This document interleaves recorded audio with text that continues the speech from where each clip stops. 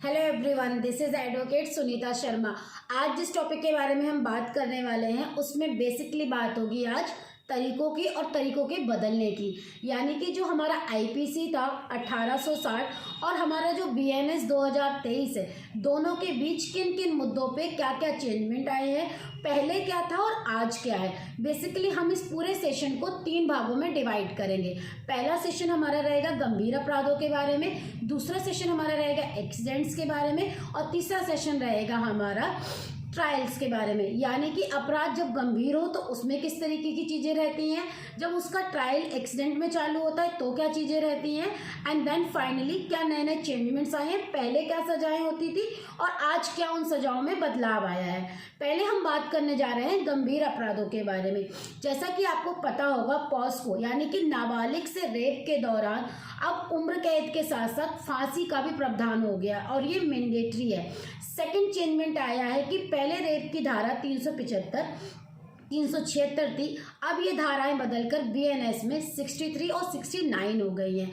Third इसमें जो changement आया है, गैंग रेप के दोषी को कम से कम अब 20 साल की सजा होगी। और सेकेंड इंपॉर्टेंट थिंग, अगर उसको उम्र कैद दी जा रही है तो जब तक वो जिंदा है तब तक वो जेल के अंदर ही रहेगा। यानी कि इस सजा को अब एक तरीके से लाइफ इम्प्रिजमेंट टिल डेथ तक चेंज कर दिया गया है। Fourth and most important changement आया है मॉब लिंचिंग के बारे में। यानी कि मॉब लिंचिंग, जैसा कि आपको याद होगा महाराष्ट्र में पिछले साल ये घटना हुई थी कि साधुओं के द्वारा एक भीड़ को उनको मार दिया गया था। तो इस तरीके की अगर घटना में कोई अपराधी पाया जाता है तो उसको अब फांसी दी जाएगी, जबकि पहले इसके लिए कोई सजा का प्रावधान नहीं था। अब हम बात करने वाले हैं हमारे दूसरे सेशन के बारे में, यानी कि एक्सीडेंट्स के मामलों में पहले क्या होता था और अब क्या होता है। देखिए, हिट एंड रन के केसेस में अब 10 साल की सजा का प्रावधान किया गया है।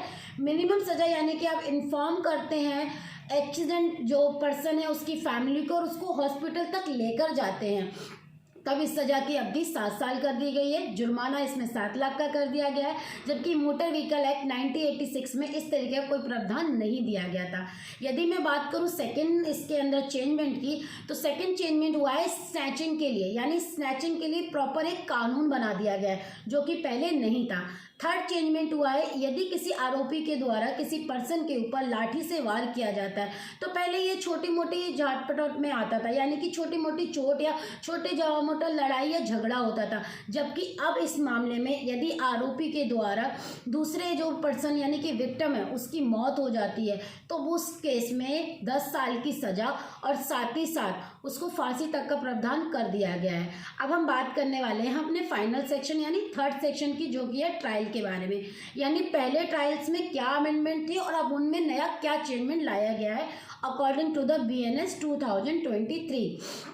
पहले किसी भी व्यक्ति को गिरफ्तार करने पे पुलिस उसके परिवार को इन्फॉर्म करे या ना करे ये पुलिस के ऊपर था, जबकि बीएनएस में इसको मैंडेटरी कर दिया गया है। यानी पुलिस ऑफिसर को आरोपी को जब भी गिरफ्तार किया गया है उसकी फैमिली को इन्फॉर्म करना मैंडेटरी है। सेकेंड चेंजमेंट आया है, अगर आरोपी 90 दिनों के भीतर कोर्ट के सामने नहीं प्रस्तुत होता, यानी कई केसेस में आरोपी भाग जाता है, लापता हो जाता है, किसी ऐसी जगह पे अंडरग्राउंड हो जाता है कि पुलिस उसको गिरफ्तार नहीं कर पाती है, तो ट्रायल रुक जाता था या ट्रायल की अवधि को और ज़्यादा बढ़ा दिया जाता था। पर बीएनएस के अकॉर्डिंग अब ट्रायल भी स्टार्ट रहेगा, चाहे आरोपी मिले या आरोपी ना मिले।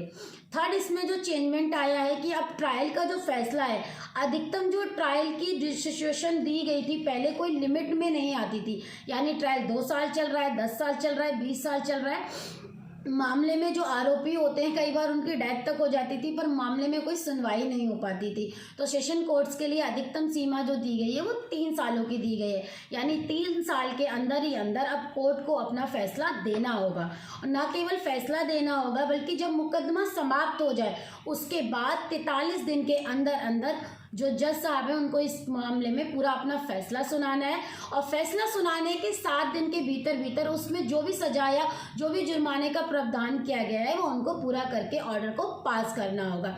इसके अलावा पहले जो दया याचिकाएं होती थी वो कोई एनजीओ या कोई प्राइवेट पर्सन कर सकता था, जबकि अब केवल आरोपी ही उसको फाइल कर सकता है। ये थे वो मेजर चेंजमेंट जो बीएनएस में किए गए हैं, जबकि आईपीसी में इनके बारे में क्लियर डेफिनेशन अवेलेबल नहीं थी। इस वीडियो वीडियो को आप शेयर करिए उन लोगों के बारे में जो कानूनी चीज़ों में इंटरेस्ट रखते हैं, उन लोगों के साथ जिनको अपने अधिकारों के बारे में पता नहीं है। मेरे चैनल को आप लाइक कर सकते हैं, शेयर कर सकते हैं। Thank you so much for watching advocate Sunita Sharma.